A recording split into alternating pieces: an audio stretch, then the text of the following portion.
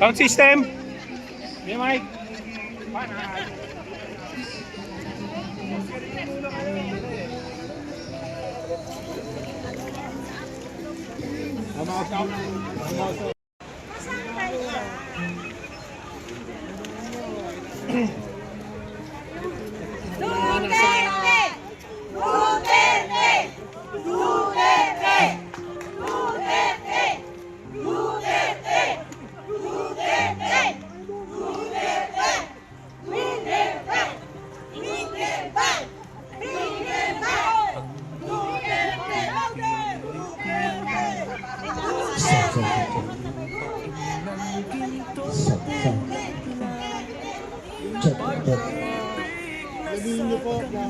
Okay, maraming salamat po. Salamat po.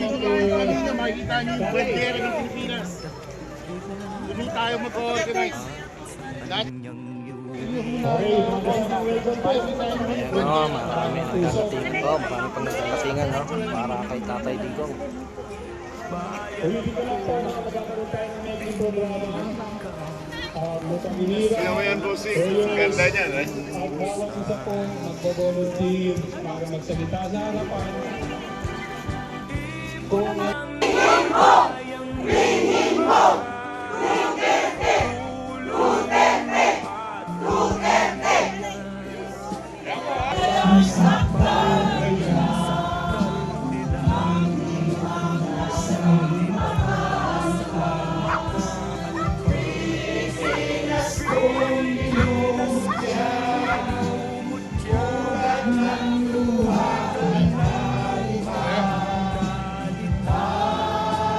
Okay lang po, wala na. Okay, sige.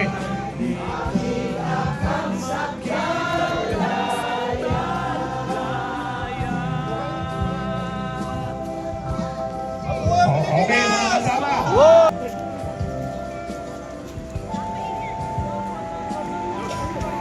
Okay, photo po tayo ha, tsaka video.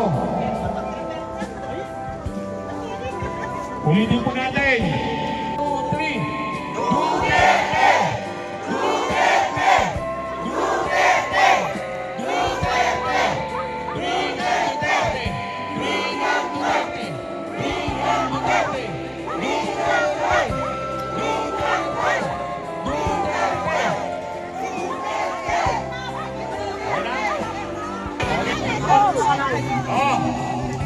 Sending po tayo.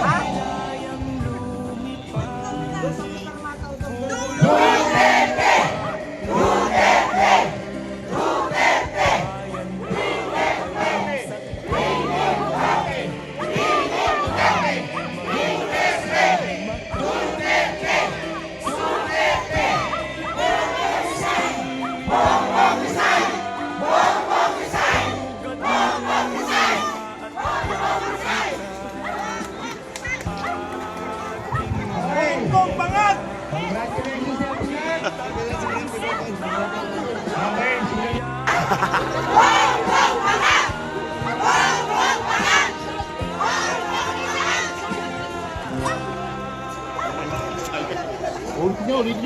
Wala sa silangan, halap ng puso, sa dilim mo'y buhay. Lupang hinirang, duyan ka ng magiting, sa manlulupi, di ka masisihin, sa dagat at bundok, sa simula, sa langit mo'y mukhang, may dilatang tula at awit sa paglayang minamahal. Ang kisap ng matawat mo'y tagumpay na nagniningning. Ang bituin at araw niya kailan pa may di magdidilim. Lupa ng araw ng wala't ipagsinta, buhay langit sa piling mo. Ang ligaya na pag may mga api, ang mamatay ng dahil sa'yo. Duterte! Duterte! Duterte! Duterte! Duterte! Okay po. Tawagan po natin si Brother Brother Noel Valdez para sa ating prayer rally.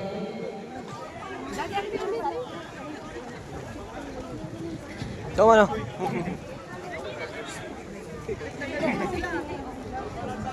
Pwede po tayo mag-topic visit sa ating mga katabi.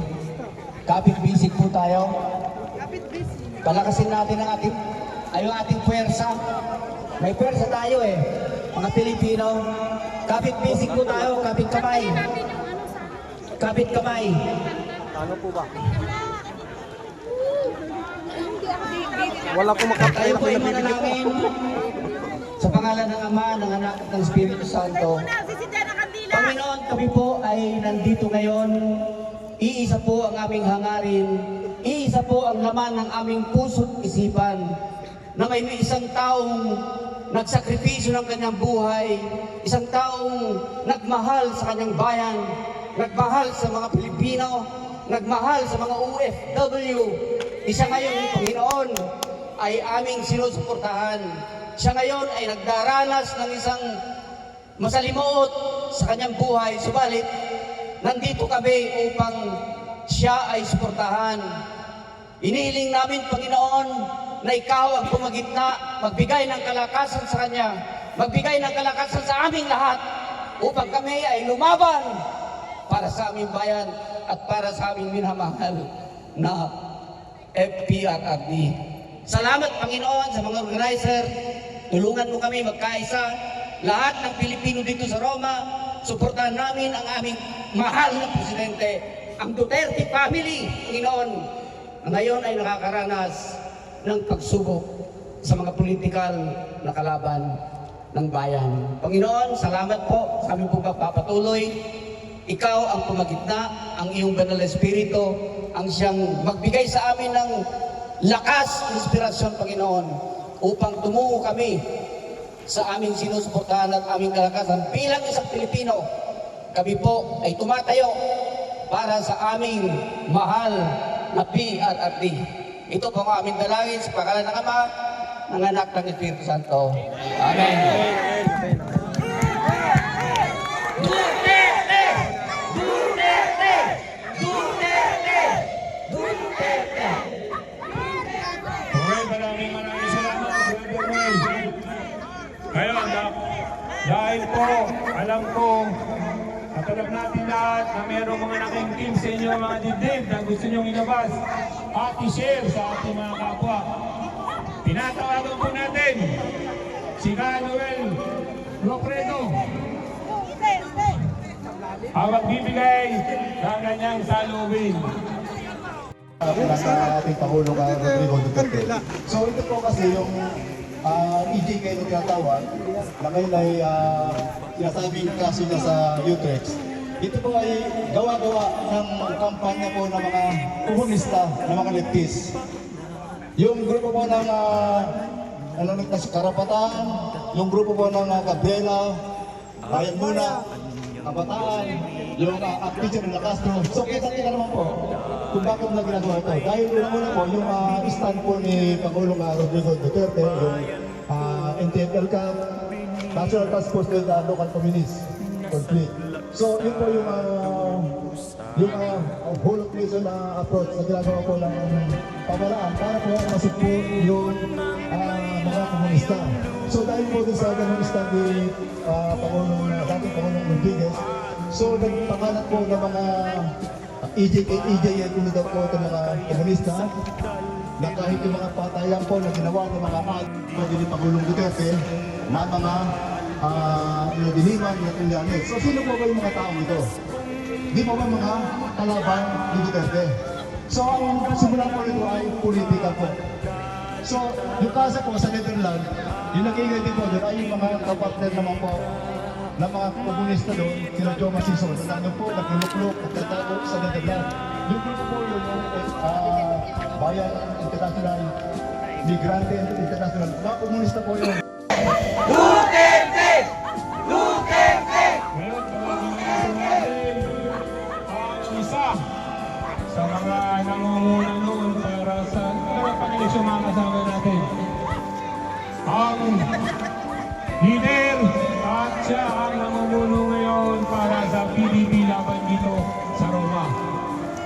pa, si Ka Helen Mendez.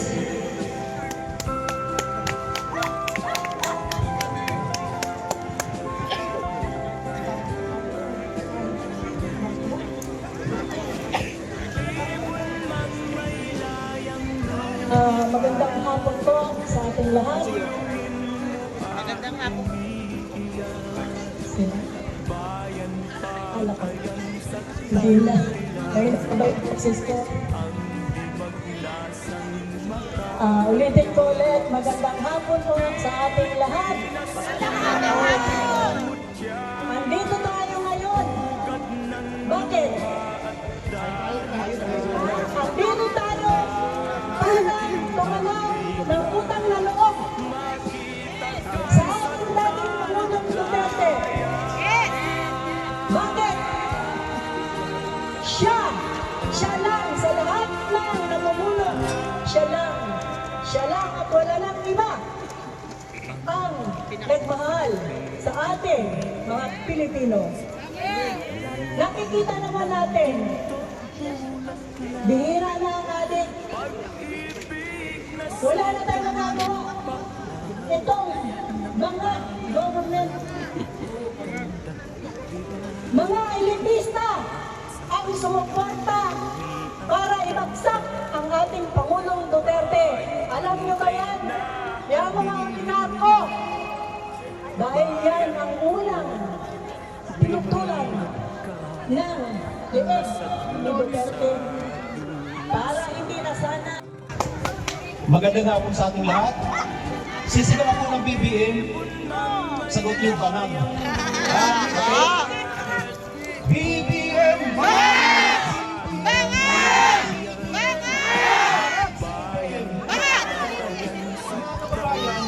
matagal na ako wala sa mga organisasyon. Pero nung mga 90s, isa ako sa mga sabihin ko nauna na mga official ng mga Filipino community dito sa Roma. Tapos nahimik ako, nagnegosyo na lang ako. Kung maalala nyo, yung Asian Delight, ako ang may-ari, no? Pero itong nangyayari sa bayan natin, hindi makatarungan. Nung tumakbo si Duterte, pagka-presidente, hindi ko siya binoto dahil makamiriam ako. Pero sa loob ng 6 na taon na kanyang nakita ko ang pagbabago ng Pilipinas. Ano ba ang gusto natin sa bayan natin? At ano ba ang gusto natin sa sarili natin bilang mga Pilipino? Simple lang. Una sa lahat, magkameron tayo ng sariling bahay na kayang bilhin. Pangalawa, yung presyo ng mga pagkain sa Pilipinas kayang bilhin ng lahat ng mga Pilipino. Hospitalization na dapat libre. University na dapat libre. At higit sa lahat, ang katahimikan ng bayan, ng pamilya, at ng ating mga kapitbahay. Kasi kung mayroong kabuluhan, walang mangyayari sa ating lahat. Magulo, kahit anong gusto natin, walang mangyayari. Umuwi ako sa Pilipinas, 4 na taon ng COVID. Kababalik ko na noong February 7.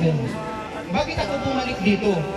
Dahil nakita ko, nag-iiba na ang Pilipinas.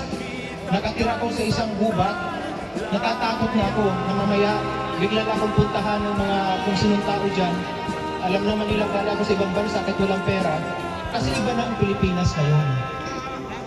Ang nangyayari sa bansa natin sa panahon ito, lahat ng magagandang nagawa ng PRRD ay binubura nitong ating bangag na presidente. Pero alam natin na hindi lang siya ang may utak nito. Sino ang may utak nito? Isa na dito yung mga komunistang NPA at mga dilawan at mga oligarko. Dahil sino bang nagpabagsak sa kanyang ama? Ang komunista, ang oligarko, itong mga NPA. Tapos, kung hindi ba naman ito bangag, yung nagpapagsak sa pamilya, yung ngayon ang kaalyado niya. Di ba? Kabagangan yan. Tapos pa ito pa, sino bang nagparibing sa kanyang ama? Ay ang ating Pangulong Duterte. Dahil ang gusto niya, magkakaroon ng pagkakaisa, katahimikan sa bansa. Pero pati yan nakalimutan nila. At siya mismo, hindi siya makakabalik sa poder bilang isang presidente kung hindi niya ginamit ang mga Duterte. Kaya si ikaw Inday, sumakay ilang beses para nga may pagpatuloy ang magagandang programa ng kanilang mga ama. At yun ang gusto rin natin mga Pilipino. Kaya inuwi natin sila, kaya ito, nabudol tayo. Nabudol tayo. Ngayon mga kababayan, itong nangyayari sa ating pinakamamahal na presidente ay hindi makatarungan. Isang ex-president na may edad na 80 years old, ba't mo ipapadala sa ibang bansa? Ang krimen, kung may krimen man na ginawa, ay sa Pilipinas, hindi sa ibang bansa. Pangalawa yun, may edad na siya, may sakit. Bakit ipapadala doon? Na hindi mo alam kung anong nangyayari doon. Dahil katulad ng sinabi ng ating tagapagsalita kanina, ang ICC ay isang korte na ginawa ng mga NPA, mga komunista. Kaya nga, si Jose Maria Sison, nung pinalaya ni Corazon Aquino doon sa Pilipinas, saan nila dinala? Sa Netherlands. Pero kinulong pa siya sa ICC Court? Hindi, kahit mas marami siyang pinatay na tao. Kasi ang NPA matagal na pumapatay sa Pilipinas. Mula nung 1960s hanggang ngayon patuloy na pumapatay. Nakulong ba si Jose Maria Sison? Wala. Naging political asylum siya. Binibigyan pa siya ng allowance ng gobyerno ng Pilipinas at gobyerno ng Netherlands. Pero itong tao na gustong ibagsak ang komunista, na gustong patayin ang mga kriminal, at gustong lipunin ang mga adik, ito ngayon ay ilalagay natin doon at nilitisin sa mga husgado na hindi alam kung ano ang kaso niya sa Pilipinas, kung hindi alam na hindi nila alam ano ba talagang istorya, no? Ang ating sitwasyon sa Pilipinas. Kaya ito mga kapatid, mga kababayan, at mga kapwa ko po OFW, mag-isip na tayo. At sabihin natin sa ating mga mag-anak sa Pilipinas na huwag na tayo magpapudol pa. Alam na natin kung sinong kalaban natin ngayon. Hindi lang komunista, hindi lang NPA, pati mga Marcos ay kalaban natin. Kaya mula ngayon mga kababayan, mga kapatid ko na narito, mga kapwa-OFW, ito ang sabihin natin sa buong mundo, lalo na sa kamag-anakan natin sa Pilipinas, na iboto natin ng buo diretso ang Pilipilaban. Kasi kung hindi sila makakalusot, ang susunod na kanilang tatarakin ay si Inday Sara. Imbis nila at hindi na siya makakakilip ng presidente ng anong posisyon ang siya. Kaya ito ang paglaban natin na walang makalusot sa mga kandidato ng mga isinusuka at sa mga kainsuka. Di ba din ang yung ng suka, pero at least alam natin na mga abogado at mga may malasakit sa bayan. Muli, sisigaw ko ng BBM, sagutin yung bangag. BBM! BBM! BBM! Maraming salamat sa ating lahat. Pagpatubayan natin mga may kapatid. Maraming salamat. Okay. Yung mga kapatid ko mga kasama, welcome po. Ang susunod po magsasalita ay isang leader ng kababaihan. Siya po ang founder ng Federation of Women in Italy. Walang iba, si Blanca. Hello, magandang hapon po sa inyong lahat. Maraming pong salamat dahil nandito po tayo lahat nagtipon para suporta sa ating minamahal na Tatay Digong. Napakasakit po ang ginawa nila sa ating tatay, at pambansang tatay natin. Hindi po ito kanais-nais na ginawa nila. Sinuko sa ICC. Wala silang karapatan na hindi po tayo member. Simula 2019. Pero anong ginawa nila? Kahit ilan lang po, Pilipino, ng ating bayan. Ako, nagigigil ako sa talaga. Hindi ko matanggal, maalis ang aking emosyon. Napakasakit. Hindi ako makatulog ng trabaho na sa Facebook. Puyat ako. Pag-iisapin sa umaga. Ikaw, ano sabi ng amo ko? Bakit? Ako ay nuluksa dahil din sa ginawa nila sa aming presidente ako. Na dahil sa kanya, napakarami ng ginawa sa atin. Garamdam natin. Tayo mga OFW ang ginawa niya. 10 years sila, nagpupulak-pulakan sila sa katotohanan. Hindi nila nakikita. Palibhasa mga ating sila. Hindi ako nahihiyak sabihin sa inyo. Si PBM ay kinangkanya ko noong araw. Dahil kay PP Sara. Siya lang ang dahilan. Pero hindi niya ulan. Si PBM. Pero nagsisisi ako. Nagsisidal. Marami ang kabihilan na po Pilipino. Si PBM.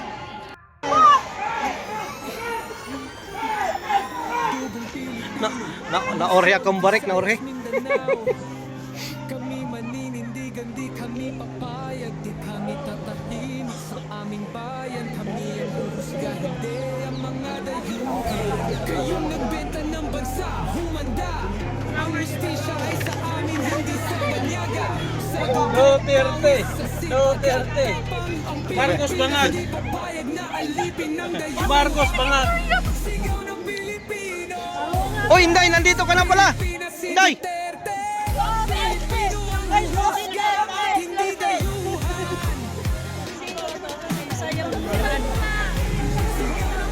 Ayan, oh.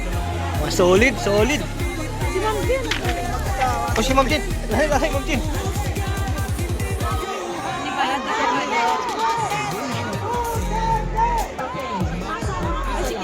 Oh! Tingnan niyo ang bayan. Bisayang dako! Taga-Sabsuharan! Naadirek! Taga-Sabsuharan!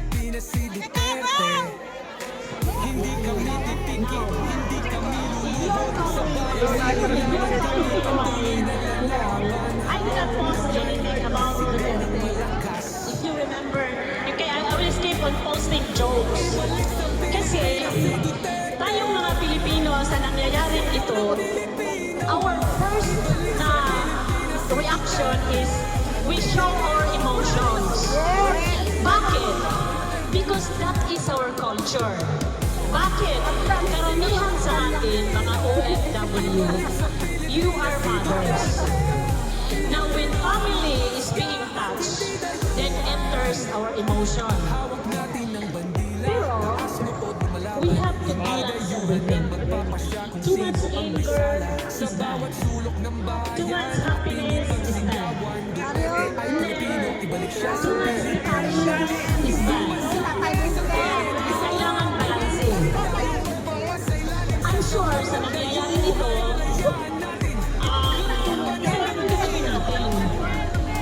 nasa abroad tayo. We are looking at the Philippines. Baka luulap pa sila.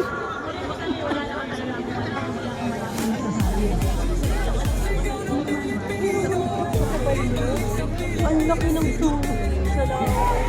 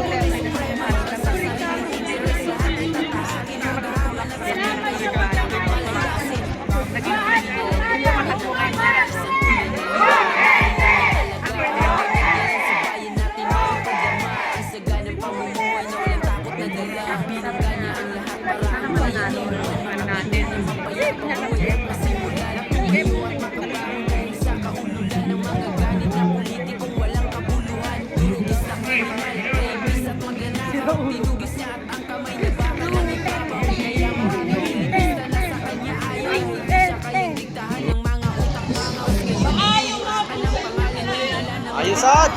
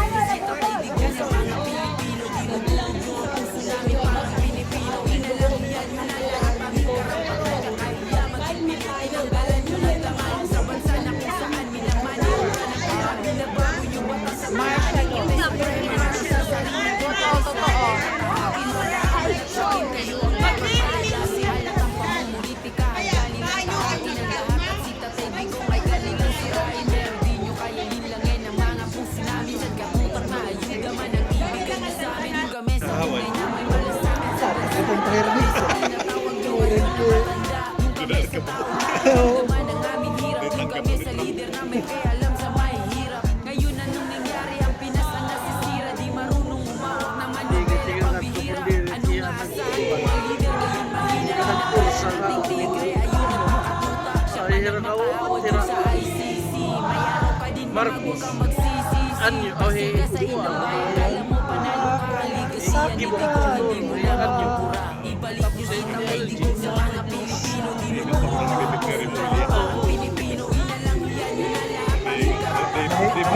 Ay, gawas. Pinabibig na ka nga, pinapaulit-ulit naman.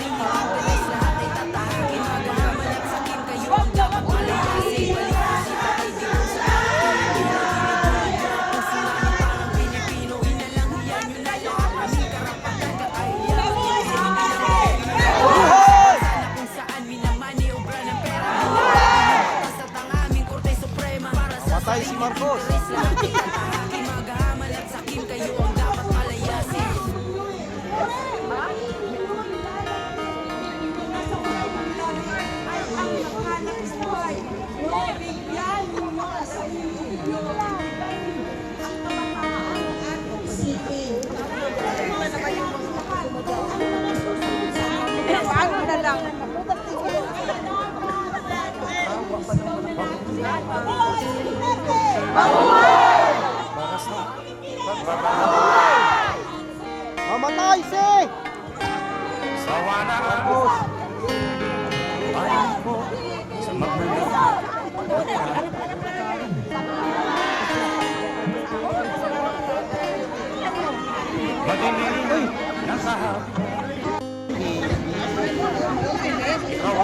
Okay, pumapayag ang gobyerno na magpa-picture ikaw, huwag ilabas ang ngipin.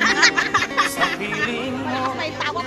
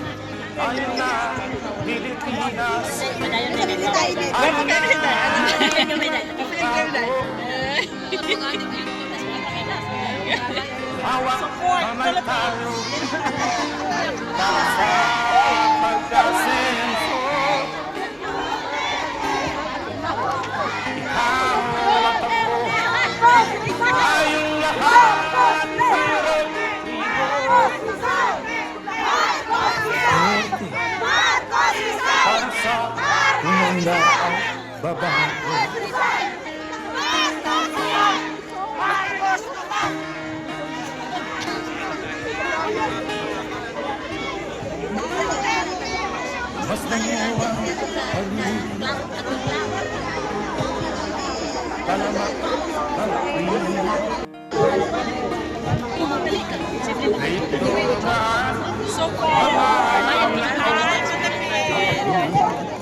we are from Rome. We support Tayo na, Pilipinas. Tayo na.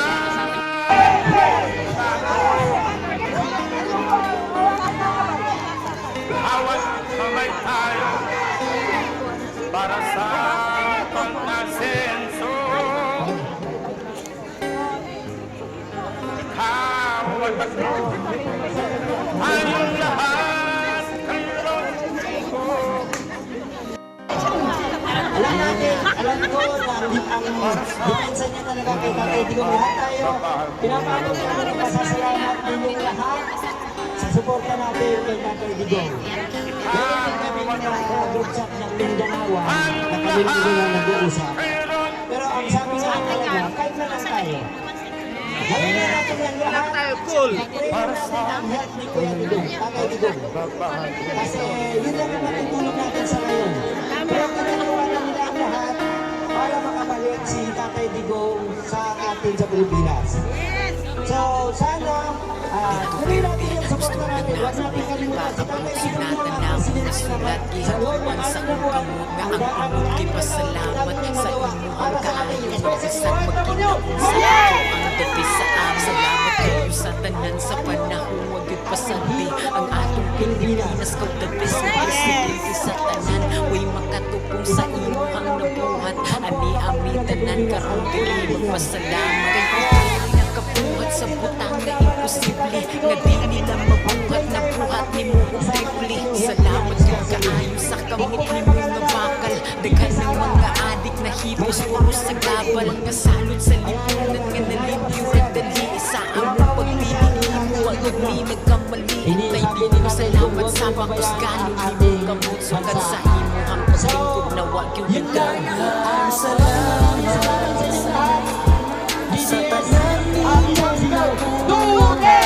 sa imong pag-ibugmang may puas ug walay sama sa katawan.